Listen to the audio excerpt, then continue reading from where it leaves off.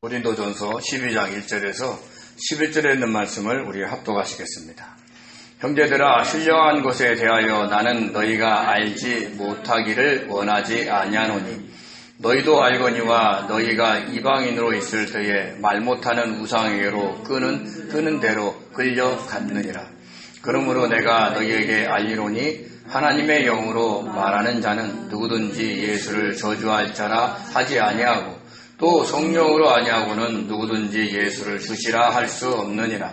은사는 여러 가지나 성령은 같고 직분은 여러 가지나 주는 같으며 또 사역은 여러 가지나 모든 것을 모든 사람 가운데서 이루시는 하나님은 같으니 각 사람에게 성령을 나타내심은 유익하게 하려 하심이라.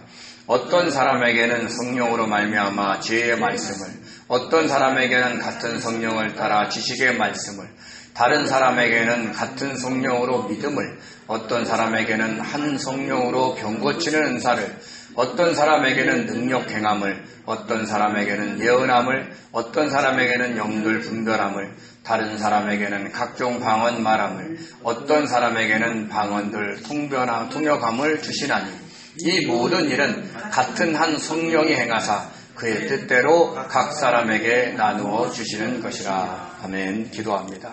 은혜로우신 하나님 감사드립니다. 이 시간에 성령께서 역사하셔서 저희를 새롭게 하시고 귀한 말씀이 선포될 때에 어둠의 세력들이 물러가게 하시고 우리가 새롭게 변화될 수 있도록 역사하여 주옵소서. 감사하며 예수님의 이름으로 기도드립니다. 아멘. 아멘.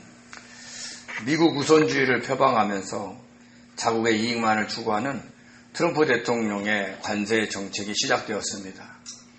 캐나다와 멕시코산 수입품에 대해 25% 관세를 부과하고 시행시간을 한 달간 유예했습니다. 또 철강과 알루미늄과 같은 제품별 관세도 부과했습니다. 4월 달에는 자동차와 반도체에도 관세를 부과할 것이라고 합니다. 이에 따라 미국과 무역하는 모든 나라가 비상상황에 놓이게 되었고 각 나라마다 대책을 마련하느라 분주하게 움직이고 있습니다. 우리나라도 예외는 아닙니다. 특히 자동차와 반도체에 관세를 부과하면 큰 타격을 입게 됩니다. 이런 엄중한 시기에 현재 우리나라는 어떤 대책도 마련할 수 없는 처지가 되었습니다. 대통령의 비상계엄 선포 이후 권한대행 체제가 이어지면서 우리나라 경제는 지속적으로 나빠지고 있습니다. 작년에 폐업한 자영업자의 수가 100만 명이 넘었고 헌재 판결을 기다리면서 진영 간 싸움이 치열해져 이런 국제 정세의 변화에 대응할 여력이 없는 것입니다. 각 기업별로 대응책을 마련하고 있지만 그것으로는 한계가 있습니다. 빨리 국정이 안정되고 이런 미국의 관세 정책에 잘 대응하고 경제가 회복되었으면 좋겠습니다. 주변에 어렵게 사는 분들이 참 너무 많습니다. 지금이 주님을 믿는 믿음 안에서 나라를 위해 기도할 때입니다. 물론 지금도 열심히 기도하고 계신 줄 알지만 좀 더 힘을 내서 기도해 주시기 바랍니다. 고린도 전서를 읽어보면 고린도 교회에 문제가 많았다는 것을 알 수 있습니다. 이렇게 교회는 문제가 많습니다. 문제가 없으면 어떤 면에서는 죽은 교회입니다. 이 문제를 어떻게 잘 해결하고 이겨내느냐에 따라서 교회가 세워지고 부흥한다는 것을 우리는 알아야 합니다. 각자가 좋아하는 목회자를 추종하며 생긴 파벌 문제, 고린도 문화의 영향을 받은 음행 문제, 결혼과 이혼 문제, 우상 제물을 먹는 문제, 여성도들이 공적 예배 때 머리에 수건을 쓰는 문제, 그리고 교회 안에 부자와 가난한 자 간의 반목을 형성시키고 있는 성찬식에 관한 문제 등이 있었습니다. 그리고 오늘부터 살펴볼 본문은 영적 교만을 다루고 있는데 그것은 은사를 받은 자들의 그릇된 행동으로 인한 생긴 문제였습니다. 이 문제도 고린도 교회는 심각했기 때문에 12장에서 14장까지 무려 3장이나 할애하면서 사도 바울이 다루고 있다는 것을 우리는 알아야 합니다. 이렇게 이 모든 문제를 살펴보면 고린도 교회 안에는 정말 크고 작은 문제들이 있었다는 걸 알 수 있습니다. 그리고 그로 인해 불신자들에게 복음을 전할 수 없고 또 성도 중에 누군가를 실족시킬 수 있었다는 것을 알 수 있습니다. 교회는 세상의 모임처럼 끼리끼리 모이는 것이 아닙니다. 유유상종으로 같은 목적 아니면 같은 스타일들의 사람들이 모이는 그런 곳도 아닙니다. 아무런 조건이 없기에 나이와 직업과 생활 형편이 다른 다양한 사람들이 모이는 곳입니다. 그래서 끼리끼리 모이는 곳과는 달리 결속력이 매우 약합니다. 교회가 오래되고 또 사람들이 많이 모여서 어떤 새로운 결속력을 생길 때까지는 작은 일에도 균열이 생길 수 있다는 것입니다. 그래서 모든 언행에 신중해야 합니다. 자신의 언행으로 인해 누군가가 복음을 받아들이지 않고 누군가가 실족할 수 있다면 하지 않아야 합니다. 그렇게 해야 하는 이유는 하나님의 교회인 고린도 교회가 세워져 나갈 수 있도록 거치는 자가 되지 않도록 하기 위함이었습니다. 오늘 본문도 마찬가지입니다. 자기가 받은 은사가 더 강하고 더 좋다고 주장하면서 문제가 생겼습니다. 우리가 자신을 돌아보면서 그리고 나라와 가족과 그리고 교회와 주변 사람들을 위해서 기도하다 보면 영이 맑아집니다. 영이 맑아진다는 것은 자신 안에 내주하고 계신 성령님과 쉽게 교통하고 그로 인해서 성령을 통해 주님의 뜻을 잘 알 수 있다라는 뜻입니다. 왜냐하면 성령은 주님의 뜻을 알려주고 주님이 원하시는 장래를 우리들에게 알려주시기 때문입니다. 요한복음 16장 13절에서 14절을 한번 같이 읽겠습니다. 그러나 진리의 성령이 오시면 그가 너희를 모든 진리 가운데로 인도하시리니 그가 스스로 말하지 않고 오직 들은 것을 말하며 장래를 너희에게 알리시리라. 그가 내 영광을 나타내리니 내 것을 가지고 너희에게 알리시겠습니다. 아멘. 이렇게 진리의 성령은 스스로 말하지 않고 주님께 들은 것을 말합니다. 우리가 어떤 문제와 상황에 대해 주님께 물어보면 주님은 그에 대해 자신의 뜻을 성령에게 말씀하시고 성령은 우리의 심령을 감동시켜 주님의 뜻을 전해줍니다.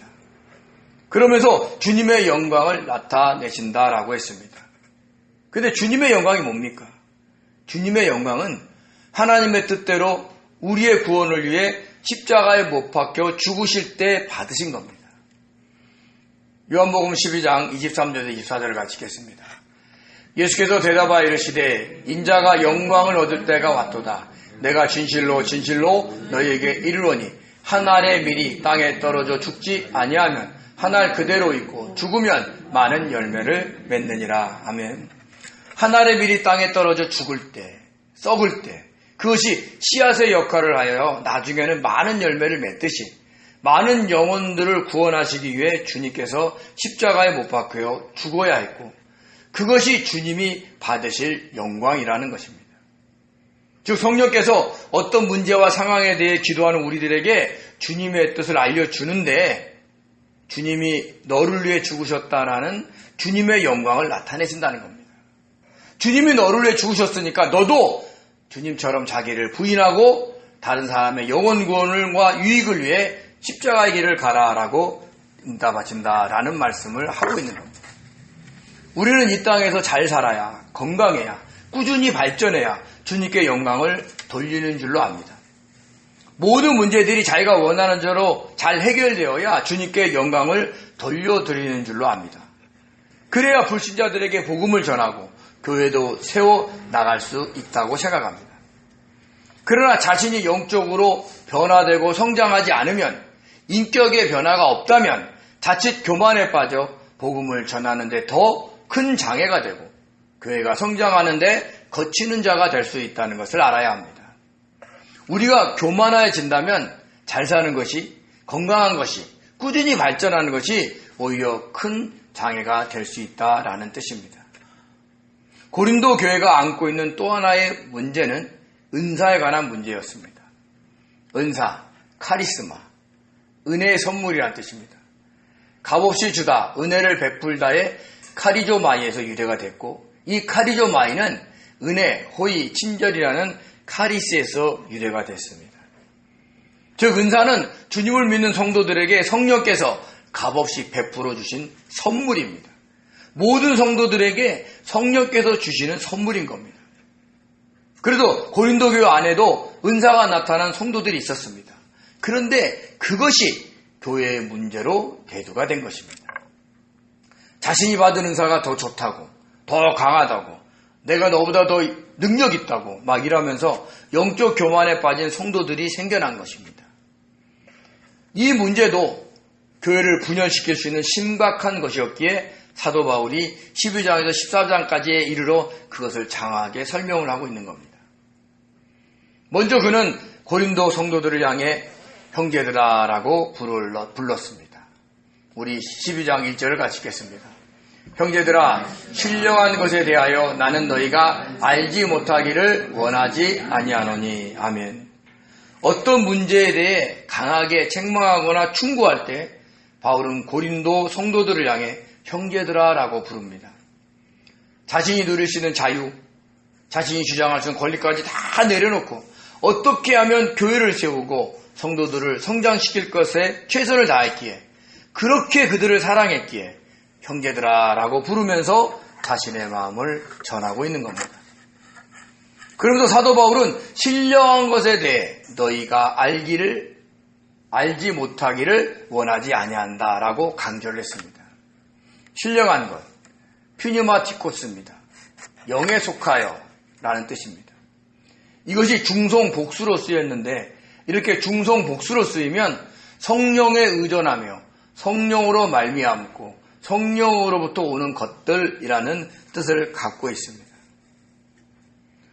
우리가 주님을 믿으면 그때부터 하나님의 영인 성령께서 우리 심령 안에 함께 계시는데, 그 성령으로부터 주어지는 것들을 의미하는 겁니다. 이 말은 주님을 믿는 성도는 누구나 성령으로부터 주어진 은혜의 선물인 은사가 있다라는 뜻입니다. 어떤 성도는 그럽니다. 나는 성령의 9가지 은사 중에 있는 게 하나도 없어, 이렇게 얘기합니다. 그렇지 않아요. 누구나 있습니다. 그것에 대해서 고린도 교회 성도들이 알기를 원한다. 오늘날 저와 여러분이 알기를 원한다라는 뜻입니다. 당시 고린도 교회 성도들의 대부분은 이방인으로부터 전도된 성도들이었습니다. 그들은 전도되기 전에 고린도에 만연했던 우상을 섬기고 있었는데, 사도들이 전하는 복음의 외침을 듣고 전도된 성도들이었습니다. 우리 12장 2절과 3절을 같이 읽겠습니다. 너희도 알거니와 너희가 이방인으로 있을 때에 말 못하는 우상에게로 끄는 그대로 끌려갔느니라. 그러므로 내가 너희에게 알리로니 하나님의 영으로 말하는 자는 누구든지 예수를 저주할 자라 하지 아니하고 또 성령으로 아니하고는 누구든지 예수를 주시라 할 수 없느니라. 아멘. 아멘. 여기서 바울은 우상에 대해서 정확하게 얘기합니다. 말 못하는 우상. 사실 우상은 인간들이 이 땅에서 복을 받기 위해서 만들어 놓은 물건일 뿐입니다. 우리 시편 115편 4절에서 7절을 같이 읽겠습니다. 그들의 우상들은 은과 금이요 사람이 손으로 만든 것이라. 입이 있어도 말하지 못하며 눈이 있어도 보지 못하며 귀가 있어도 듣지 못하며 코가 있어도 냄새 맡지 못하며 손이 있어도 만지지 못하며 발이 있어도 걷지 못하며 목구멍이 있어도 작은 소리조차 내지 못하느니라. 아멘. 이어서 하박국 2장 18절에 19절을 같이 읽겠습니다. 새긴 우상은 그 새겨 만든 자에게 무엇이 유익하겠느냐. 부어 만든 우상은 거짓 스승이라. 만든 자가 이 말하지 못하는 우상을 의지하니 무엇이 유익하겠느냐. 나무에게 깨라 하며 말하지 못하는 자들에게 일어나라 하는 자에게 화 있을진저 그것이 교훈을 베풀겠느냐. 보라, 이는 은과 금으로 입힌 것인즉 그 속에는 생기가 도무지 없느니라. 아멘. 하박국 선지자가 우상에 대해서도 정확하게 얘기를 합니다. 어떻게요? 말하지도 못하고 작은 소리도 못 내고 어떤 교훈도 베풀 수 없는 우상을 섬기고 있다라는 것입니다. 누군가가 말 못하는 우상에게로 이끄는 대로 고린도 성도들이 그때 이방이었을 때 끌려다녔다는 겁니다. 이 우상을 섬기면 막혔던 부동산 문제가 해결돼. 저 우상을 섬기면 너 악이 나올 수 있어 라고 사람들이 이끄는 대로 끌려갔다는 거죠. 오늘 말로 얘기하면 야 어디 무당 찾아갔더니 문제가 어떻게 해결되더라. 다른 무당을 찾아갔더니 어떻게 문제가 해결되더라. 이런 뜻인 겁니다. 근데 그럼 무속에만 이럴까요? 안 그래요. 주님을 믿는 성도들도 기복적으로 주님을 믿는 경우가 있습니다. 예전에 어느 여의도 순복음교회 권사님이 집을 안 팔려 고민하는 성도에게 그랬답니다. 당시 조용기 목사님은 이용훈 목사님에게 교회를 물려주고 3부에서만 설교를 하고 계셨었는데 부동산 문제를 해결받고 싶으면 그 3부에 나와 조용기 목사님 설교를 들으라는 겁니다. 그러면 땅이 팔린다는 거예요. 집이 팔린다는 겁니다. 여의도 순복음교회는요, 삼박자 축복과 오중복음을 주장하면서 이 땅의 복을 강조하기에 조용기 목사님 설교를 들으면 이 땅의 모든 문제들이 다 해결된다는 겁니다. 주님을 찬양하고 경배하는 그 시간을 자신의 문제 해결을 위한 시간으로 여긴다라는 것입니다. 주님을 믿는 성도도 이런데 우상을 섬기는 세상 사람들이야 이루 말할 수 없겠지요. 당시 고린도에 사는 이방인들은 이 문제가 생기면 이 우상에게 찾아가서 빌고 저 문제가 생기면 저 우상에게 찾아가서 빌었다는 겁니다. 문제를 해결을 위해서, 복을 받기 위해서 이 우상 저 우상을 돌아다니면서 섬겼던 겁니다. 근데 지금은 어떻습니까? 십자가의 복음을 듣고 성도가 된 그 고린도 성도들에게 사도 바울이 말한 것은 하나님의 영으로 말하는 자는 예수를 저주할 자라 하지 아니하고 또 성령으로 아니하고는 예수를 주시라 할 수 없다라는 겁니다. 즉 우상에서 이제 하나님의 성도로 바뀌었다는 걸 얘기해주고 있는 겁니다. 신명기서를 보면 나무에 달린 자는 하나님께 저주받은 자라라고 그랬습니다. 우리 신명기 21장 22절에서 23절 같이 읽습니다. 사람이 만일 죽을 죄를 범함으로 내가 그를 죽여 나무 위에 달거든 그 시체를 나무 위에 밤새도록 두지 말고 그날에 장사하여 내 하나님 여호와께서 내게 기업으로 주신 땅을 더럽히지 말라. 나무에 달린 자는 하나님께 저주를 받았음이니라. 아멘. 외견상으로 보면 주님은 십자가형의 나무에 달려 죽으셨기 때문에 하나님의 저주를 받은 자다라고 할 수 있습니다. 세상 사람들은 그렇다는 거예요. 그런데 실제적으로 주님은 어떻습니까? 하나님의 저주를 받아야 할 우리를 대신해서 죽으신 겁니다. 이런 영적 사실을 하나님의 영인 성령으로 인도하심을 따라 말하는 사람은 다 알고 있다는 거예요. 그러니까 고린도 성도들이 그렇게 됐다는 얘기를 해주고 있는 겁니다. 예수가 나무에 죽었다고 그분을 저주하지 않는다는 거예요. 이제는 너희들이 받겠다는 걸 얘기해 주는 거예요. 그리고 성령으로 아니하고 성령으로 힘입지 않고는 예수를 주시라 할 수 없다고도 라고 얘기를 했습니다. 그런데 이 말씀은 우리 한번 생각해 봐야 됩니다. 우리가 전도를 하다가 어떤 분이 주님을 자신의 구주로 고백하면 그분이 주님을 믿는 것으로 여깁니다. 틀리지 않습니다. 근데 귀신의 영에 사로잡힌 사람들은 절대로 예수를 자신의 구주라라고 고백하지 않습니다. 저희 어머님이 그러셨습니다. 어머님이 무속을 섬기고 계실 때는 절대로 예수를 주라 하지 않으셨습니다. 그렇게 해보시라고 아무리 권면해도 못하시겠다라고 했습니다. 그러다가 주님을 영접하신 그날, 그해 10월의 마지막 주 수요일부터는 예수를 주라 고백하셨고 돌아가실 때까지 찬송가 438장인 내 영혼이 은총 입어의 후렴부인 할렐루야 찬양하세 내 모든 죄 사함받고 주 예수와 동행하니 그 어디나 하늘나라라고 이 구절을 반복하면서 부르시다가 돌아가셨습니다.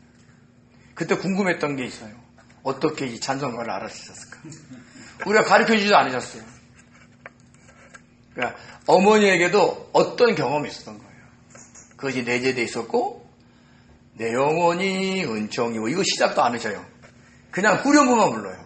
할렐루야 찬양하세 내 모든 죄 사함받고 주 예수와 동행하니 그 어디나 하늘나라. 이 짧은 후렴구에 복음이 다 있는 거예요. 가만 보니까. 그래서 성령으로 아니하고는 예수를 주시라 할 수 없다라고 알게 됐고 그렇게 믿었습니다. 그런데요. 주님을 진심으로 믿지 않고 성령을 힘입지 않고도 얼마든지 예수를 주시라 고백할 수 있는 것이 인간입니다. 자신의 유익을 위해서 거짓으로 고백할 수도 있는 겁니다. 이런 경우를 목회 현장에서 종종 경험했습니다. 분명히 주님을 믿지 않는 것 같은데 예수를 자신의 구주다라고 고백을 합니다. 어떨 때는 실실 웃기도 하고 어떨 때는 건성으로 대답하면서 장난으로 이야기할 때도 있습니다. 그러므로 진지하게 신앙 고백을 하지 않을 때는 의심해 봐야 합니다. 단순히 예수를 주시라 했다고 이 사람 믿는다라고 생각해서는 안 됩니다. 그 의심이 사라질 때까지, 그가 진심으로 고백할 때까지 복음을 전하고 또 전해야 하는 것입니다.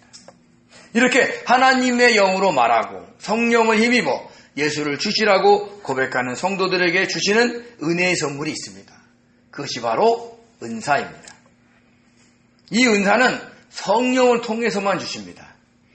우리 고린도전서 12장 4절에서 6절을 같이 읽겠습니다. 은사는 여러 가지나 성령은 같고 직분은 여러 가지나 주는 같으며 또 사역은 여러 가지나 모든 것을 모든 사람 가운데서 이루시는 하나님은 같으니. 아멘. 하나님은 삼위일체 하나님이십니다. 성부와 성자와 성령이 한 분이십니다. 본체는 같지만 하시는 역할하는 일들이 다 다르다는 얘기를 하는 겁니다.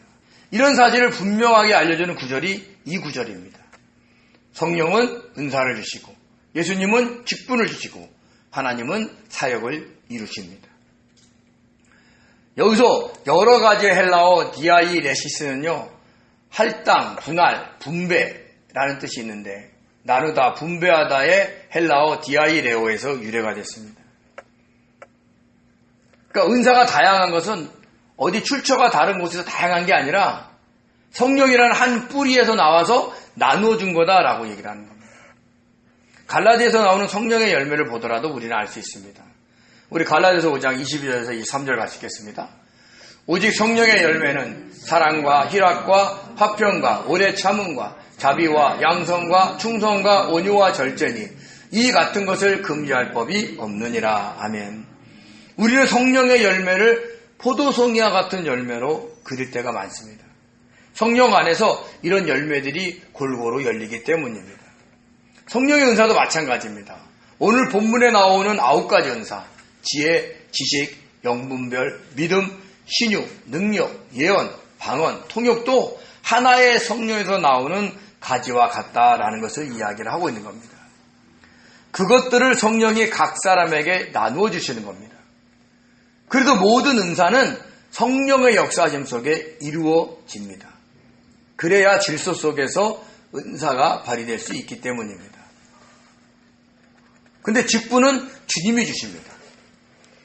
직분의 헬라어 디아코니아는 봉사, 집사의 직무라는 뜻이 있는데 봉사하다, 섬기다라는 디아코네오에서 유래가 됐습니다.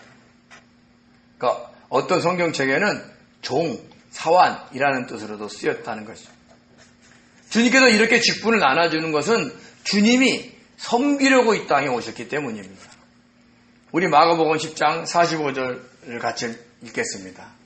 인자가 온 것은 섬김을 받으려 함이 아니라 도리어 섬기려 하고 자기 목숨을 많은 사람의 대성물로 주려 함이니라. 아멘. 주님은 자신의 목숨을 많은 사람의 구원을 위한 제물로 바치시기까지 섬기려고 이 땅에 오신 겁니다. 자, 그렇게 섬기라고, 주님처럼 그렇게 섬겨보라고 우리들에게 직분을 나누어 주신다라는 것을 우리는 알아야 되는 겁니다. 그래서 제가 목사로서 또 권사로서 안수집사로서 또 다른 직분을 나눠주시는 이유는 섬겨보라고 주는 거예요. 자기를 드러내라고 주는 게 아니라는 것을 우리는 아셔야 됩니다. 주님의 생애를 기록하는 책을 사복음서라고 합니다. 학자들은 사복음서를 이렇게 분류합니다.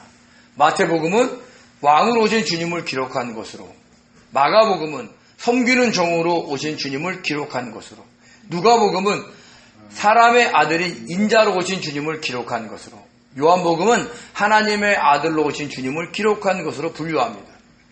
그래서 왕으로 오셨음을 알리기 위해서 마태복음의 상징은 밀림의 왕 사자로, 섬기는 종으로 오셨음을 알리기 위해서 마가복음의 상징은 열심히 일하는, 섬기고 봉사하는 소로, 인자로 오신 주님을 알리기 위해서 누가복음의 상징은 사람으로, 사람의 아들로 오신 주님을 알리기 위해 요한복음의 상징은 하늘의 왕인 독수리로 표현을 했습니다.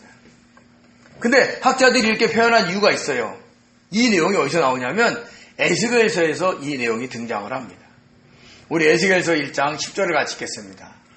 그 얼굴의 모양은 넷의 앞은 사람의 얼굴이요, 넷의 오른쪽은 사자의 얼굴이요, 넷의 왼쪽은 소의 얼굴이요, 넷의 뒤는 독수리의 얼굴이니. 아멘. 에스겔이 바벨론 포로지였던 그발 강가에서 환상 가운데 하늘이 열리고 하나님의 모습을 보게 됩니다. 그때 하나님을 섬기는 네 생물도 보았습니다. 근데 이 생물은 독특하게 얼굴이 사방으로 있는 거예요. 그래서 한쪽은 사자, 한쪽은 소, 한쪽은 사람, 한쪽은 독수리. 우리가 이것을 보면 잘생겼다 이렇게 보겠어요? 끔찍할 겁니다. 주님이 이 땅에서 하신 역할을 그 생물로 표현하고 있는 겁니다. 하나님을 섬기는 네 생물처럼 주님도 하나님과 우리들을 섬기셨던 겁니다. 그래서 우리들에게 교회와 성도들을 섬기라고 직분을 나누시는 분이 주님이시다라고 이야기를 하고 있는 겁니다.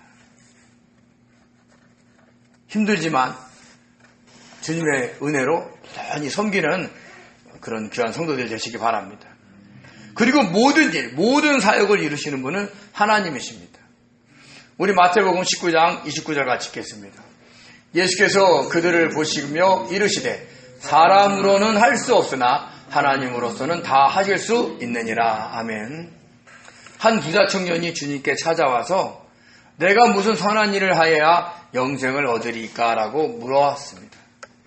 그러자 주님이 선한 분은 하나님 한 분이시므로 생명에 들어가려면 하나님이 허락하신, 주님이 하나님이 주신 계명을 지키다라고 했습니다.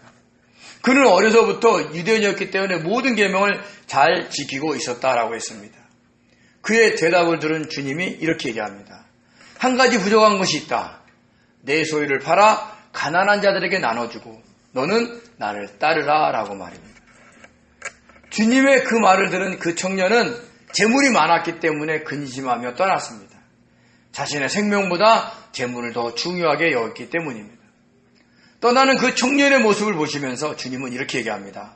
부자가 천국에 들어가는 것이 낙타가 바늘귀로 들어가는 것보다 어렵다라고 말입니다. 주님의 이 말씀에 제자들이 놀라 물었습니다. 그럼 주님, 누가 구원을 얻을 수 있겠습니까? 그때 주님이 하신 말씀입니다. 그러니까 이런 얘기죠. 주님, 부자는 다 구원 못 받습니까? 라고 얘기하는 거죠. 그때 주님이 하신 말씀이에요.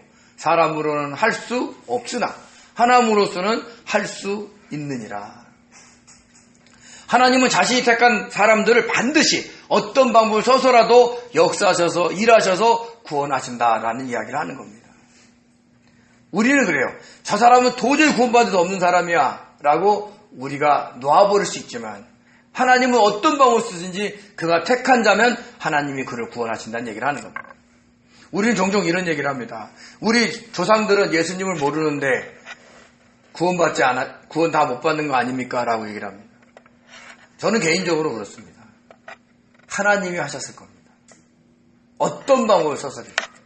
왜냐? 신라 시대에서도요, 그리스도의 복음이 전해져서 기와 같은 데에 십자가 문양이 있었어요. 미국의 인디안들이 성경에 관한 얘기를 조상들에게 내려받은 것을 벽화로 그리고 있어요. 창세기의 내용을 벽화로 그린다니까요. 그들이 어떤 방법으로 하나님을 구원하실지는 모르는 겁니다. 하나님은 하십니다. 하나님은 천지를 창조하시고 지금도 만물을 다스리고 계시기 때문에 그분은 가능하십니다. 이렇게 은사에 관해서는 성령께서 나누어 주는 것이고 직분에 관해서는 주님께서 나눠주신 것이고 사역에 관해서는 하나님께서 나눠주시고 그것을 이루신다는 것을 잊지 마시기 바랍니다. 그러면서 사도 바울은 이제부터 성령의 9가지 은사에 대해서 설명을 하기 시작했습니다. 우리 고린도전서 12장 7절에서 11절에 있는 말씀을 같이 합독하시겠습니다. 각 사람에게 성령을 나타내심은 유익하게 하려 하심이라.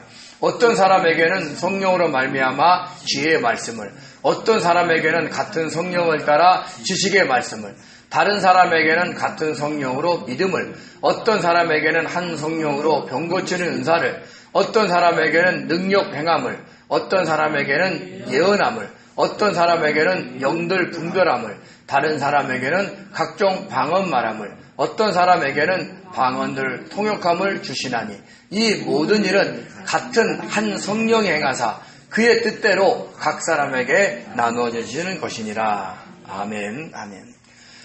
각 사람에게 성령이 나타내신다라는 것은 성령께서 각 사람에게 은사를 나눠 주신다라는 의미입니다. 그 목적은 뭐냐? 교회에게 유익되게 하기 위한 겁니다. 교회의 유익을 위해서, 다른 성도들의 유익을 위해서 저와 여러분에게 은사를 나눠 주시는 겁니다. 어떤 한 사람의 은사자에게 모든 것을 부어주시는 것이 아닙니다. 한국교회 병폐 중에 하나가 뭔지 아십니까? 자신에게 은사가 나타날 때 자신의 유익을 위해 사용한다는 겁니다. 성령께서 주시는 은사는 교회의 유익을 위해, 다른 사람의 유익을 위해 사용하지 않으면 소멸됩니다. 그래서 오랫동안 성령께서 주시는 은사를 잘 간직하고 있는 은사자들이 드뭅니다. 지금도 막 은사가 있다고 막 얘기하는 사람들 가만 보면 그 은사가 사라진 사람도 있을 겁니다. 대부분 초창기에 나타난 은사를 간증하며 믿게 하고 그것을 이용해서 지금도 자신의 유익을 위해서 사용하고 있는 경우가 많다는 겁니다. 그러므로 우리가 은사자를 만날 때는 조심하고 또 조심해야 합니다. 자신에게 은사가 나타날 때 교회의 유익을 위해서, 다른 사람의 유익을 위해서 사용한다는 것을 아시고 그 기준 하에서 그 은사자를 평가해야 한다는 겁니다. 자, 오늘 본문에서 언급한 9가지 은사를 한번 살펴보겠습니다. 지혜의 은사입니다. 우리가 지혜의 은사는 어떤 거예요? 막 세상에 막 어떤 돌아가는 것을 금방 파악하고 그것을 대처하는 그런 지혜를 의미하는 것이 아니라 어떤 상황이나 문제에 담겨있는 하나님의 뜻을 깨닫는 겁니다. 왜 이런 상황과 문제가 생겼는지, 이것을 허락하신 하나님의 뜻이 무엇인지를 깨닫는 은사입니다. 지식의 은사는요, 하나님의 말씀인 성경을 깨닫는 겁니다. 목회자와 신학자들이 해석하는 것 외에 자기에게 적용되는 뜻을 깨닫는 은사입니다.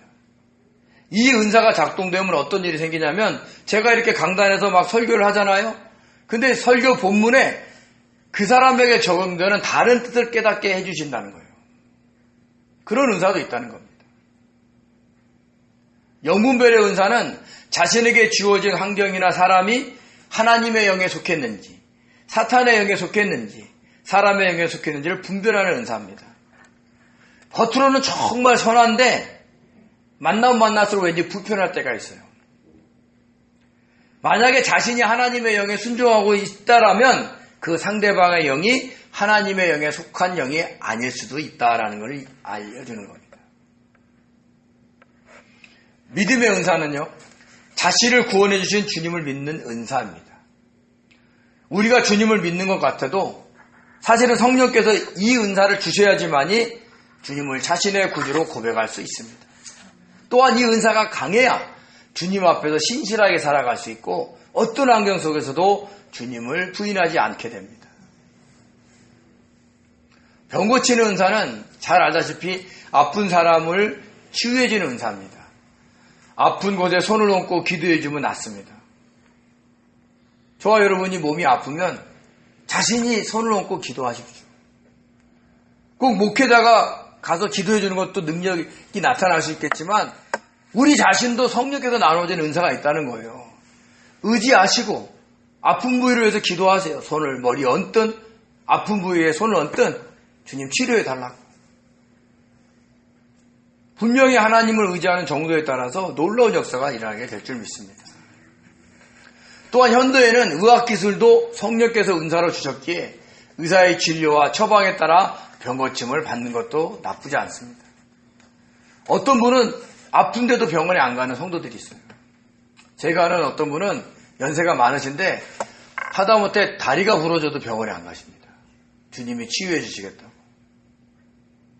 고생 하시다가 어쩌다가 뼈에 진이 나와가지고 나으시기도 해요. 그러면 본인이 굉장히 믿음이 좋은 걸로 자랑을 하십니다. 근데 아셔야 될 건 의학기술도 하나님이 우리에게 주신 은사라는 걸 알고 의사의 처방을 받는 것도 믿음이 약하는 근거가 될 수 없다는 걸 아시기 바랍니다. 능력 행함의 은사는 병 고치는 은사와 구별된 은사로서 자연법칙을 초월한 기적적인 하나님의 은사를 드러내는 은사인데 조건이 다른 사람을 위한 능력이라는 겁니다. 주님께서 허락하신 일을 할 수 있는 능력을 주시거나 귀신의 영을 물리치는 능력도 여기에 해당이 되는 겁니다. 예언의 은사는 성령께서 알려주시는 장래일을 말하는 은사입니다. 어떤 사람에 대해, 어떤 일에 대해, 미래가 어떻게 될 것을 그냥 알아줘요. 간혹가다 저도 그런 경우가 있습니다. 가만히 있는데 그 사람에게 현재 일어난 일이 뭔지를 깨닫게 되는 거예요. 바로 가서 말하고 싶은데 그러면 절대 안 됩니다. 하나님이 허락하신 때에 하나님 지금 이거 얘기해도 됩니까? 하고 자꾸 물어보면서 허락하실 때 얘기해야지 잘못 얘기했다가는 미친 사람 취급받습니다. 그리고 오해받을 수도 있습니다. 그래서 하나님이 깨닫게 해줄 때 예언할 때 정말 조심하셔야 돼요. 물어보고 또 물어보고 주님 허락하신 그 환경에 말하려고 하셔야 되는 겁니다. 방언의 은사는 우리가 일명 천사의 방언이다 라고 얘기를 합니다. 이때는요 오순절의 역사가 일어난 지 몇 년 안 된 상태예요. 근데 오순절에 일어났던 역사의 방언은 나라 방언입니다. 그때는 각 나라의 방언으로 제자들을 통해 복음을 전했습니다. 물론 제자들은 자신이 무슨 말 하는지를 모르죠. 제가 막 제 입에서 막 영어가 나오는데 제가 해석이 되겠습니까? 그냥 하는 거예요. 근데 벌써 이때부터 고린도 교회에 나타난 방언은 그런 방언이 아니었어요. 그걸 어떻게 알 수 있느냐? 그 바로 이어서 방언을 통역하는 은사를 주셨기 때문입니다.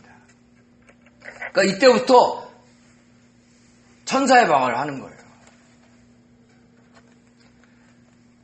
방언 통역의 은사는 뭐냐? 자신의 방언이나 다른 사람의 방언을 듣고 성령의 감동하심을 따라 통역하는 겁니다.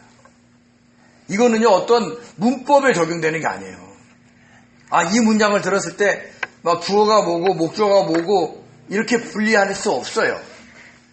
주님 저 뜻이 무엇입니까? 하고 자꾸 물어보면서 듣다 보면 성령께서 그 사람이 무슨 뜻을 하는지 알려주는 거예요. 때로는 그 사람이 원하는 기도의 내용이 아닐 수도 있어요. 그 사람을 통해서 주님이 우리에게 알려주는 내용을 들려줄 수도 있다는 거예요. 그것이 통역의 은사입니다. 그런데 이 은사들이 모두 같은 성령 안에서 나타난다는 걸 우리는 알아야 되는 겁니다. 아까도 말씀드렸지만 출처가 다양한 그런 은사들이 아니라는 겁니다. 하나의 출처에서 다양한 은사가 나타나고 있다는 것을 아셔야 됩니다. 또한 성령의 뜻대로 각 사람에게 나눠준다고 해서 당신은 지혜의 은사만 있어, 당신은 믿음의 은사만 있어 라고 이야기할 수 없다는 거예요.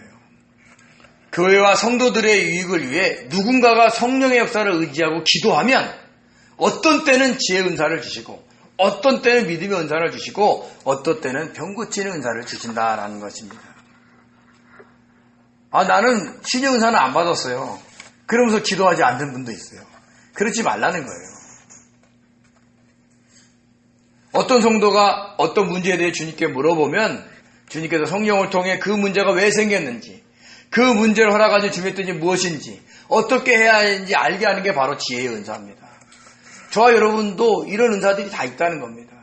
이렇게 성령의 은사는 누가 어떤 상황에서 주님의 뜻을 묻고 성령의 역사하심을 의지하고 기대하느냐에 따라 다양한 은사가 나타날 수 있다는 것을 아셔야 됩니다.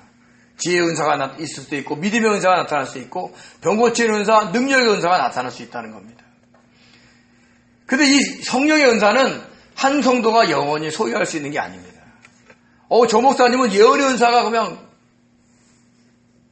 뜨거워 이렇게 얘기하는 거예요. 그분이 항상 예언의 은사가 충만한 게 아니에요. 그런데도 고린도 교회에서는 기도를 열심히 하는데 가운데 나타난 은사로 자신을 자랑하며 다른 사람들의 신앙을 얕보는 경향이 있었다는 거죠. 저와 여러분에게도 성령의 은사가 있습니다. 믿으시기 바랍니다. 얼마나 상황에 따라 주님의 뜻을 묻고 성령의 역사하심을 의지하며 기대하느냐에 따라서 이 9가지 은사가 상황에 맞게 발휘될 수 있는 겁니다. 이 모든 은사를 다 경험하는 복된 성도들 되시기 바랍니다. 그러기 위해서는 주님께서 영광을 받으시는 그 십자가로 가야 합니다. 자기를 부인하고 오직 성령의 역사하심을 기대하고 고대해야 합니다. 그럼 우리의 삶의 현장에서 이런 은사들이 나타나게 될 것입니다. 이렇게 성령이 주신 모든 은사를 경험하면서 교회와 다른 성도들의 유익을 위해서 섬길 줄 아는 그런 복된 성도들이 되시기를 예수님으로 축원드립니다. 기도하겠습니다. 은혜로우신 하나님, 감사드립니다. 저희들을 사랑하셔서 교회를 위해서, 다른 사람을 위해서 성령의 은사를 주셔서 감사드립니다. 아버지, 저희들이 늘 주님을 의지하며 성령의 역사를 기대하면서 이렇게 성령이 주신 은사를 통해 아버지 섬길 수 있도록 역사하여 주옵소서. 감사하며 예수님의 이름으로 기도드립니다. 아멘.